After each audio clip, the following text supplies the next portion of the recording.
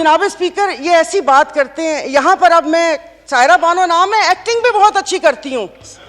इन सब की आवाज के साथ इनको इनका कोरम याद दिलाऊंगी। जो यहाँ ने मुझे बोला कि मुसलमान को सब्र और शुक्र का दर्स दिया गया है, सब्र शुक्र करें, पूरी दुनिया में महंगाई है। परसों ये वजीर खजाना साका साहब ने आके बिना जज्बात के यहाँ पर आकर कागज पढ़ के और ये जा और वो जा। इधर किसी ने मुझे बोला कि मुसलमान को सब्र और शुक्र का दर्स दिया गया है, सब्र शुक्र करें, पूरी दुनिया में महंगाई है। मैं टिम हॉटन्स और क्या कहते हैं PSL का मैच देखने वाले और कराची दो दरिया में खाने वालों की बात नहीं कर रही। मैं उसकी बात कर रही हूँ जिसके 5-5 बच्चे और एक बाइक है। वो पेट्रोल भरवाएगा, दवाई लेगा या क्या करेगा? इन्होंने यहाँ पर, वो कहते हैं ना कि शहद में घोल घोल के यहाँ पर सारा ये बजट बता दिया। मैं वैसे लिखा हुआ पढ़ नहीं सकती, इसलिए कि उसमें जज्बात नहीं होते, वो रीडिंग होती है। जैसे कल परसों ये वजीर खजाना साका साहब ने आके बिना जज्बात के यहाँ पर आकर कागज पढ़ के और ये जा और वो जा दूसरे के ऊपर, और पीछे यहाँ पर बैठे हुए सारे पीछे डेस्क पे जा रहे थे कि उसने वो कर दिया, क्योंकि इनकी तो दुकान चल रही है। मैं उस दिन नहीं थी। मैं उनको खराजे तहसीन पेश करती हूँ मुफ्ती अब्दुल शकूर को कि जिन्होंने एटलीस्ट इन 2 वजारतों के कपड़े उतार कर हम लोगों को दिखाए। ये ऐसे नहीं होगा। मुझे बताएं कि वो अवाम ही नहीं रहेंगी तो आप लोग हुकूमत किस पे करेंगे? और कल उन्होंने कहा कि हुकूमत जैसे ही संभलने वाली थी तो सैलाब आ गया। तो जनाब स्पीकर, मुझे माफ़ कर दीजिए, जिस वक्त सैलाब आया तो उस वक्त तो हम अपनी जिंदा दिली का सबूत दे रहे थे। 75 करोड़ आवाम के खून पसीने और टैक्स की कमाई से हम यहाँ पर तकरीबात कर रहे थे। और मज़े की बात है, प्लीज़, मतलब मैं बहुत आराम से बात कर रही हूँ, कोई तंज नहीं करूँगी, कि अभी आइन की तकरीबात का आगाज़ हुआ है। क्या आइन के आर्टिकल 3 आई थिंक 27 या 35-36 आगे, क्या उस पर यह रियासत पूरा उतरती है? क्या हमारी की हिफाजत है यहाँ पर? हमें बुनियादी सहूलतें मुयस्सर हैं यहाँ पर? मतलब हम लोग इतने नाक के पक्के हैं कि उस पर वो करके आइन की बात कर रहे हैं। और ये हालात इस नहद तक ना पहुंचाएं कि हम अपनी बड़ों की कुर्बानियों को बेफजूल समझें, क्योंकि गोरे से तो लेके रहेंगे पाकिस्तान, ये नारे लगाकर हमने आज़ादी तो ले ली, अब मैं किससे आज़ादी मांगूं? क्या गोश्त खाने के लिए हमने आज़ादी मांगी थी कि खुला गोश्त यहाँ पर खाने को मिल जाए?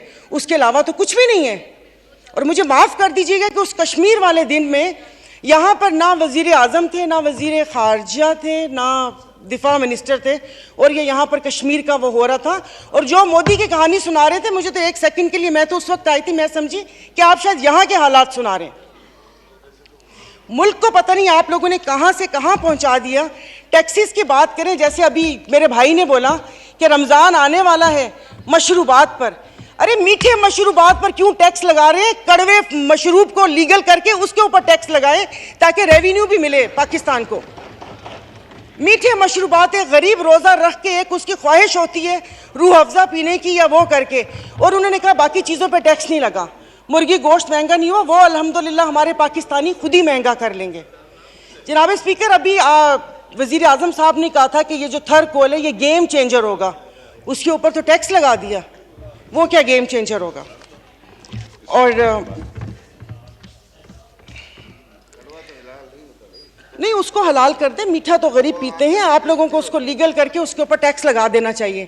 तो जनाब स्पीकर, ये सब बैठ के इसके मसले को, मेरी बात सुनिए मोहतरमा, मैं एक तवज्जो आपकी दिलाना चाहता हूँ कि सेनेट की तरफ से फाइनेंस सप्लीमेंट्री बिल पर सिफारिशात मौसूल हो चुकी हैं, जिनकी कापियाँ आपको मुहैया कर दी गई हैं, लिहाजा आप उन पर भी बहस करना चाहें तो कर सकती हैं। सर, अभी कौन सी कॉपियाँ? और आज हालात तो यहाँ पर है कि आज पावर की मीटिंग है और रात को 90 सफ़ों का एक पम्फलेट आ गया था। मैं 90 सफ़े रात को बैठ के पढ़ती और ये यहाँ पर आके करती। जनाब स्पीकर, ये ऐसी बात करते हैं यहाँ पर। अब मैं, सायरा बानो नाम है, एक्टिंग भी बहुत अच्छी करती हूँ। इन सब की आवाज़ के साथ इनको इनका कोरम याद दिलाऊंगी। जो यहाँ पर 5 दिन लगातार आप करो तो हलाल, यानी कि अपनी तकरीर जारी रखिए, आप अपनी तकरीर। तो ये यहाँ पर जनाब स्पीकर, इनको no cross talk please. Honourable मेंबरान एक दूसरे से क्रॉस टॉक नहीं कर सकते किसी सूरत में। फर्क नहीं पड़ता ना, दिल दुखा हुआ हो तो तब ना। मैं आपको अपना नाम से शेदादपुर में 2 हफ्ते पहले 1 हफ्ते में 4 खुदकुशी हुई है और मैं इस ऐवान के सामने कहती हूँ कि ठीक है मेरे हस्बैंड वेल ऑफ हैं बट मैं एक मिडिल क्लास फैमिली से हूँ। मेरे भाई ने परसों मुझे मैसेज किया और उसने बोला कि दुआ करोगे मैं मर जाऊं।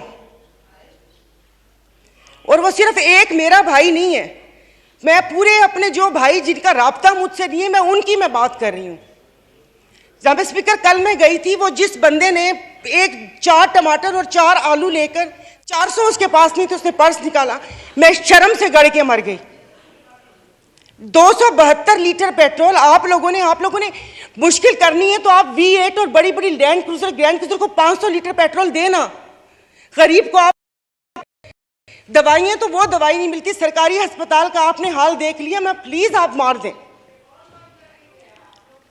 आप प्लीज मार दें। ये मेरी बहन पीछे बैठी हो तो पीछे ही बैठी रहो, अगली दफा की टिकट नहीं मिलेगी अगर ज्यादा चुट की ऑनरेबल स्पीकर, मतलब इनके दिमाग मिली नहीं उन लोगों से, इनके भूसा भरा हुआ दिमाग में। ऑनरेबल मेंबर आप मुझे एड्रेस करें और नहीं सर ये ऐसे बोलती कोई काम है नहीं, पार्टी में कोई पूछता है नहीं और यहाँ पर आके सिर्फ ये 4 अल्फाज बोल के और उसको वो कोशिश करती है कि हमने भी उंगली कटवा के शहीदों में नाम लिखवाया है। मतलब ये कौन लोग हैं? आप जारी रखें। तो आप मुझे बताएं, अशराफिया तो चली जाएगी यहाँ से, तो हम बदमाशिया को मार देना कि इस मुश्किल हालात में भी जीने की ख्वाहिश रखते हैं, ये बदमाशी नहीं है तो और क्या है? इज्जतें नीलाम हो। अभी तो पहले किसी ने मुझे कहा कि आगे क्या होगा, बच्चे तो बिकते थे, इज्जतें भी नीलाम होती थी। आई एम सॉरी, भले आप एक्सपेंस कर दीजिएगा अल्फाज, पहले ढके छुपे होती थी अब खुलेआम होंगी। और मैं इज्जत नहीं बोलूंगी, जिस्म फरोशी बोलूंगी, क्योंकि अगर इज्जतें बिक रही होती तो सब खरीद लेते, फिर बिल लाने की जरूरत ना पड़ती कि इज्जत दो हमें, सब यहां पर बैठे हुए इज्जतें खरीद लेते अगर इज्जत बिक रही होती।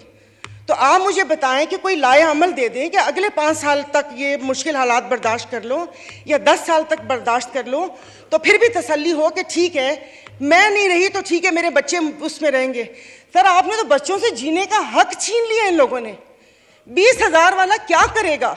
और इंसाफ की आप बात करते हैं, मैं तो अदालतों वाली इंसाफ या उस चीज़ की अभी वहाँ तक तो मैं गई नहीं। आप ये चीज़ों को देख लें, यानी कि मेरी अगर आमदन 10 लाख रुपए महीना आता है, मैं भी वही मुर्गी खरीद रही हूँ 800 रुपये किलो, और मेरा ड्राइवर बच्चल जिसकी 30,000 रुपये तनख्वाह है वो भी 800 खरीद रहे हैं। वो दूध 200 रुपये किलो मैं भी ले रही हूँ, 200 किलो वो भी ले रहे हैं। मैं घर में अब ग्रॉसरी नहीं लाती इसलिए कि मुझे शर्म आती है कि वो ड्राइवर बावर्ची उठाएगा तो उसके दिल में क्या होगा कि ये थैले भरे आ रहे हैं और उसके घर में खाने को है या नहीं है। 2-2 किलो की चीज़ मंगवा लेती हूँ कि जाओ बेटा सामने से लेकर आ जाओ। तो आप मुझे बताएं, मतलब थोड़ा सा जीने का हक दे दे, खुदा पाक को जाके जवाब देना। यहाँ पर आप आयतें पढ़ाते हैं, आयतें पर्दा कर चुकी हैं, आयतें पर्दा कर चुकी हैं। अभी ये कहते हैं वो तक ना, ये इनको शर्म नहीं आती, रात के अंधेरे में पेट्रोल का पंप गिराते हैं, तो वो भी जरूर रात के अंधेरे में पेट्रोल का पंप गिराते हैं। मुझे तो समझ नहीं आ रही थी, चश्मा नहीं था, मैंने कहा ये क्या हो गया, शायद मैं रात को रोई हूँ, अल्लाह पाक ने मेरी दुआ सुन ली। पता चला वो पिछले थे मैसेजेस ना, जब वो यहाँ पर बैठा करते थे। अब सब कुछ जायज़ है, सब कुछ हलाल है।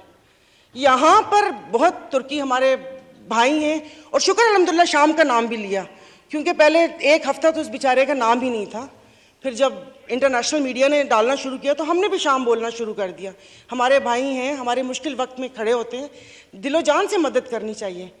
वहाँ पर जाने के लिए उतावले थे, कभी कहाँ तबाही आई हुई, उस दिन कोई पहुँचता है, उस दिन कोई पहुँचता जाए तो तब कि आप अपनी वेल्थ में से, जैसे ये भाई ने बोला कि हम लोगों से तो ले ली तनख्वाह, अवाम से भी वो दे दिया, अवाम के पास है जो अवाम डोनेशन देगी, वहाँ पर अल्लाह पाक उनकी मदद करेगा। और वो रियासत माँ जैसी है, उनके हुक्मरान हमारे जैसे नहीं हैं, उनके लिए वो खड़े हैं।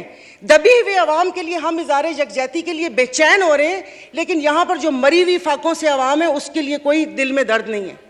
तो अभी ये आइन की तकरीबात के लिए कितने पैसे वो हुए, इन्होंने अभी बोला कि हम तनख्वाह नहीं ले रहे।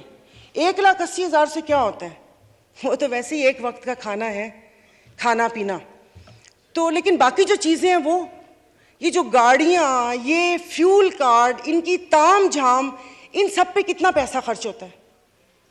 देखो, खुदा का खौफ कर ले, मेरे पास कोई अल्फाज नहीं है, ये सारा कुछ मैंने लिखा था, लेकिन ये बेफजूल है। मैं किसको इशारिया सुनाऊंगी कि 13 पॉइंट ये हुआ, मोडीज की रेटिंग ये है, वो ट्रांसपेरेंसी ने ये बोला, वो बोला। हम में से तो किसी को भी जरूरत नहीं है, सब अल्हम्दुलिल्लाह खाते पीते घरानों से हैं, सब अल्हम्दुलिल्लाह खाते पीते घरानों से, लेकिन किसी और का तो सोच लें। तो ये यहाँ पर प्लीज़, मतलब अब तकरीबन साल होने वाला है, आप भी कहते रहे, लेकिन यहाँ पर आने की तौफीक नहीं हुई। मैं कुछ लोगों का, आप लोगों को दिलचस्पी होगी, आप यकीन नहीं करें, मुझे इस ऑडियो लीक से पीटीआई क्या कर रही है क्या नहीं कर रही है मुझे कोई दिलचस्पी नहीं है। सब जाएं भाड़ में, लोग, आवाम मर रही है, आप उसको देखिए।